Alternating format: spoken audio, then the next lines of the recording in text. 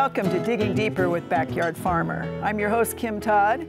On Digging Deeper, we have in-depth discussions with extension and industry experts about those important landscape topics. Tonight, we're going to be talking about pruning evergreens with special guest, Nebraska Extension educator Elizabeth Ekstrom. So Elizabeth, thank you for driving in, as always, all the way from Kearney. And an array of evergreens. And part of the reason I thought this would be a timely topic is we get a lot of questions on Backyard Farmer about pruning in general. Evergreens seem to present really quite a challenge for people, especially since, to start with, they can't necessarily differentiate between pine, spruce, fir, juniper, yews, arborvitae. So let's pick one and talk in general about that particular classification or category of evergreens and what you can and can't prune and what looks good and what doesn't. So we're just gonna pick this one because we had a lot of death and dieback in evergreens this year. What we have is the fir. And so as you notice on the fir, what we're looking for is we're looking for that new supple growth. When those new candles come out, they're coming out now. So if you take a look at this fir, you're gonna notice a couple of things. First, well, there's a brown spot. So that's the number one thing why I picked this one first. And number two is we don't have any new candles on here. You know, if we compare that with the spruce that's right next to it, you can clearly see the brand new growth that's coming out here. But on this guy, we do not have any new growth. One of the things that we need to consider is anytime we have dead, damaged, or diseased branches at any point in time, whether it's winter, summer, fall, those branches need to be removed. And so what we want to take a look at is on this fir, how far back does that go? And so if we were to take our pruners, which is why we have them today, and we just cut off the dead, that's all it's going to do. It's not going to resprout new buds in this area. It's not going to make it have a flush of new growth. It's not going to have any new growth in that area. You're just going to have a nub there. So your best bet is to take it back to that next branch union. So that way it's a little bit more hidden.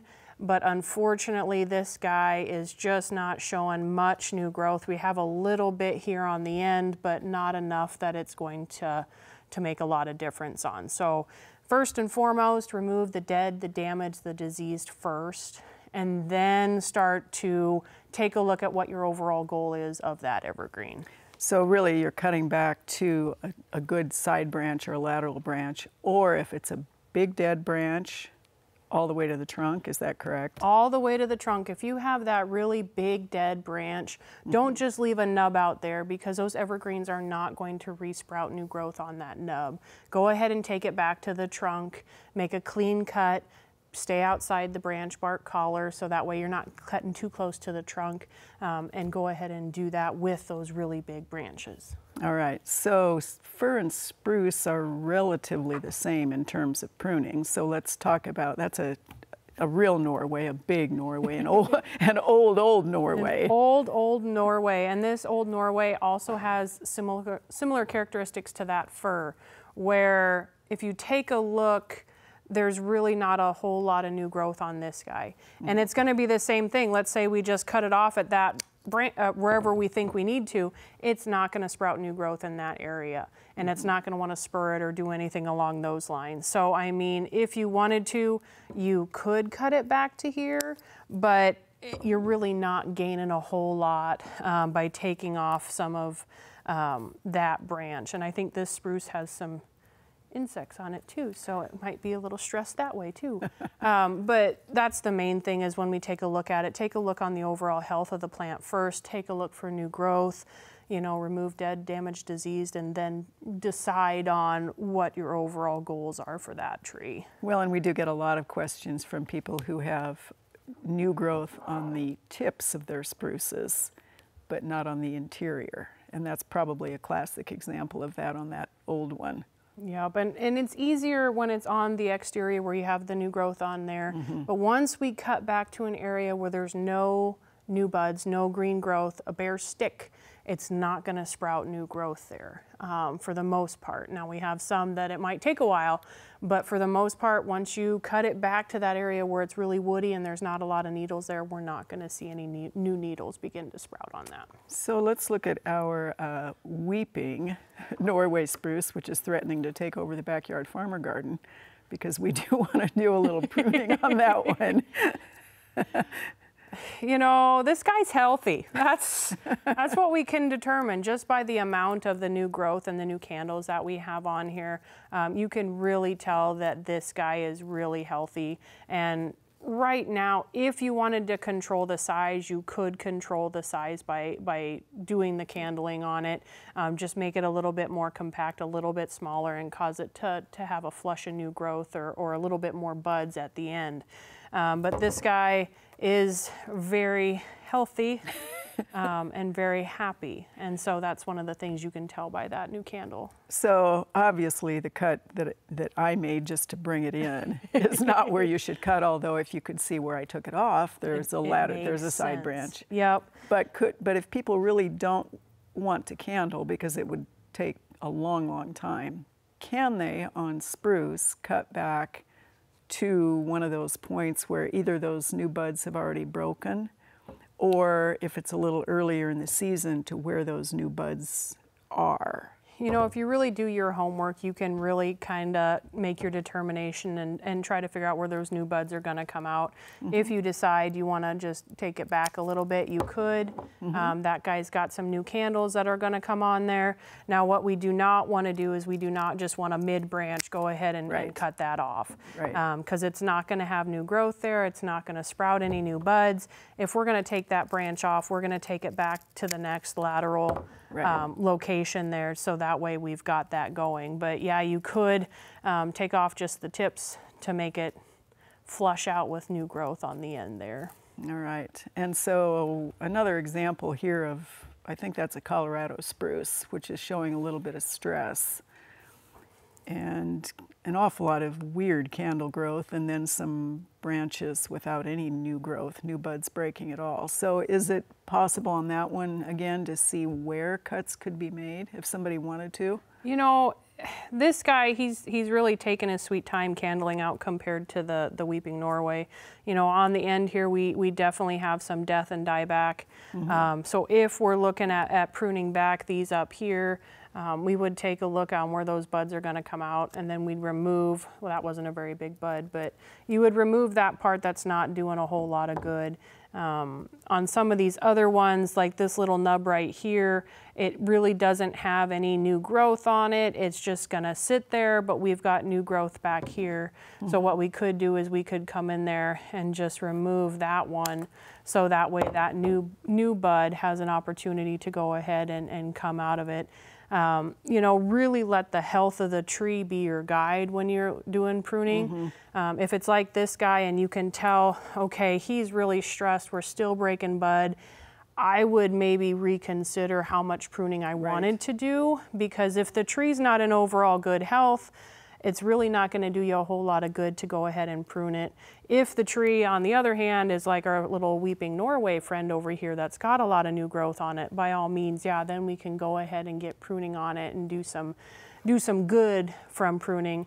Don't just prune for the sake of pruning. Prune with an end goal in mind as to what you're actually going to do. Just because you love to do it doesn't mean you should. Yep, that's correct. Take those pruning tools away from us. All right, so before we go on to pines, we want to encourage you to give us all your comments. Watch us, of course, on Facebook, which is the only way you can see us on this. And we love to hear from you, both with subject matter and the kinds of things that interest you, and whether you like our segments on Digging Deeper. All right, Elizabeth, so part of the issue then is spruce and fir have needles in singles, and then pines, of course, they're in a bundle, so that helps our audience know the difference. But let's talk about a little handful of pines before we go to our shrubs here. So we've got a lot of different pines that we have here. First off, we have the white pine right here. And this is one that we can tell that's been around for a while. We don't have a lot of new growth here on the end. And as you can tell, it kind of looks like a little palm tree, which pines usually aren't supposed to look like palm trees in Nebraska. So this is one where, okay, we probably have a shade issue because it's reaching for the sun, or we've got some other environmental issues going on. We want to take a look at, you know, if we have this dead, damaged, diseased branch, we want to make sure we take it back to that next branch union, so that way it's just not sitting out there. And then, you know, we take a look at candling. When we take a look at candling, there's the new growth that we see here on the end. It's going to usually be that different color. It's going to have that new fleshy growth to it. And then we've got the past few years growth that's sitting right back here. Now, it's a lot easier to candle a pine than it is to candle some of those other evergreens, whether it be a fir or a spruce. But what you can do is once they start to elongate, and this guy doesn't have much room to wiggle with, you can go ahead and pinch it or cut it back to encourage those buds to break on the side, which means that it's going to branch out more. And on white pines, a healthy one, you'll see candles a foot long sometimes. And if you don't pinch, then you can end up with a trunk, no needles, no branches. So it is really one of the pines that occasionally people will candle, at least as long as they can reach up into the canopy. All right, so we also have, I think, maybe Austrian and a Scotch there. That actually is a Scotch, which is still living. This one is. Yeah. So again, with these guys, we've got several different things going on. As you can tell, we do have a lot of the brand new candles that are coming out of here. And we've even got some little side buds going on. If you look really closely, you can see baby pine cones, which is something that's kind of fun to see. Some trees will have 1-year-old pines or 1-year-old cones. Some of them will have 2-year-old cones. But when it comes down to it, this little purple thing on the end is actually going to turn into a pine cone. And then as we rotate the branch, we see the little tiny pine cone. And then we've got the mature pine cone on there. So we've got several different stages of pine cones on there. And then we also have something that everybody thinks is an insect egg on our pines. And it is not an insect egg. It is natural. It is something that happens.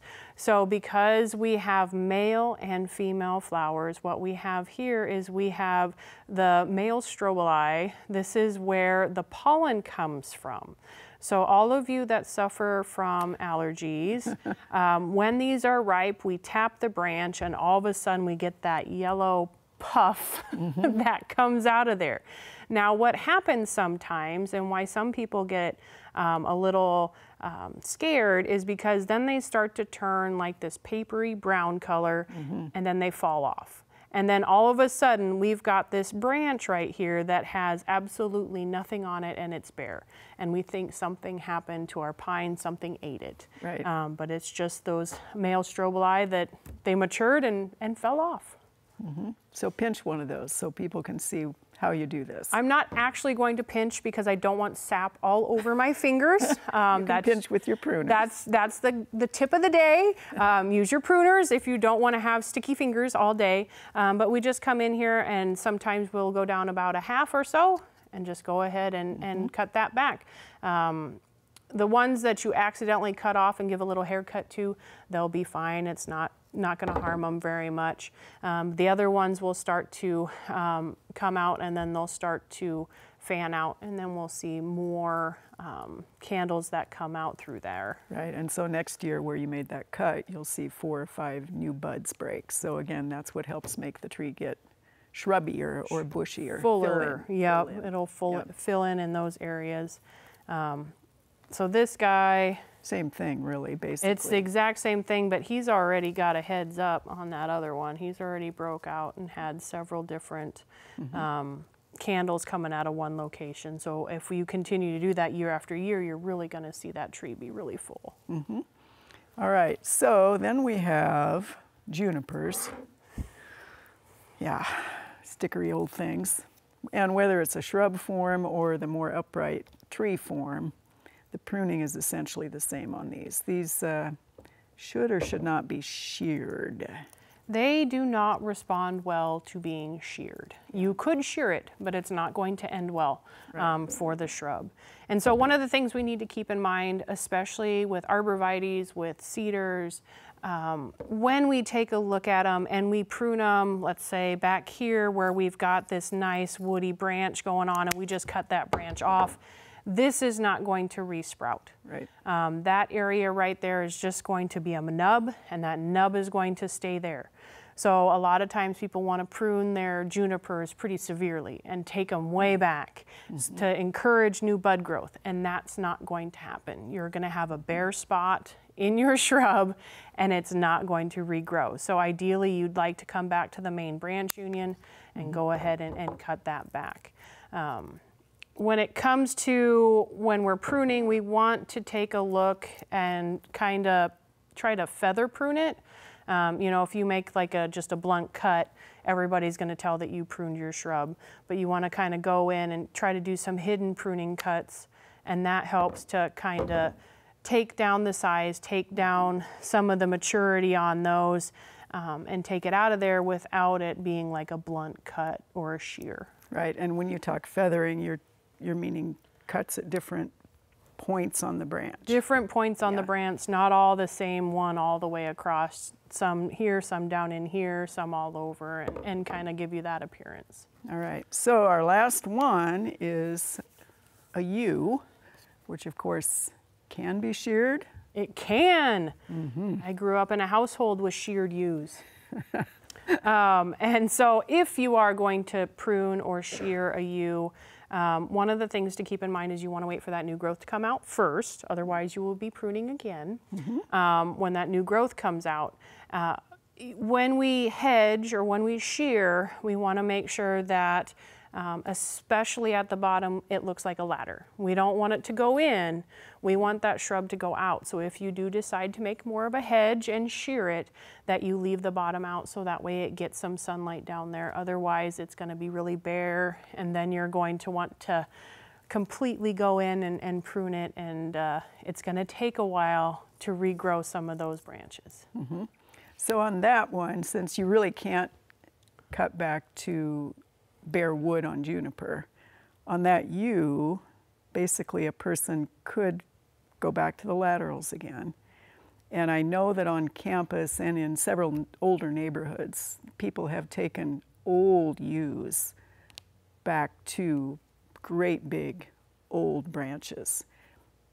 Over time, they will resprout, right? They will, but it takes a long time, and you have to have a healthy shrub and a happy shrub in order for it to come back. Right. So again, I mean, with hedging, people will use mechanical hedging equipment. Is that all right as long as it's a good scissor cut and very sharp, or are you still better off to take hours and hours? It really depends on how much time that you have. I know the hedge trimmers are really nice. The electric hedge trimmers are very nice as long as they are sharp and they make a clean cut. Right. If they're making ragged cuts, then your best bet is to go in and either use the big wooden ones, you know, the hand shears, or you could go in if you had a lot of time on your hands and trim them off as you go. The thing to keep in mind, sometimes it's hard to keep all those clippings out of the shrub. So don't be surprised if they fall down in and all of a sudden you've got a lot of brown deep down in your yew going on there. Right. But it is one that it depends on how much time you have. Exactly. Well, Elizabeth, that's good information. And of course, this is the window. We don't want to prune too early or too late. So here we are in pretty much prime time for pruning those evergreens. All right, well, you know, that is all the time we do have for Digging Deeper with Backyard Farmer. Thanks to Elizabeth for coming in and talking to us today. We will be back next time with another in-depth discussion. Do be sure to watch Backyard Farmer live every Thursday at 7 p.m. Central on NET. Thanks for Digging Deeper with Backyard Farmer.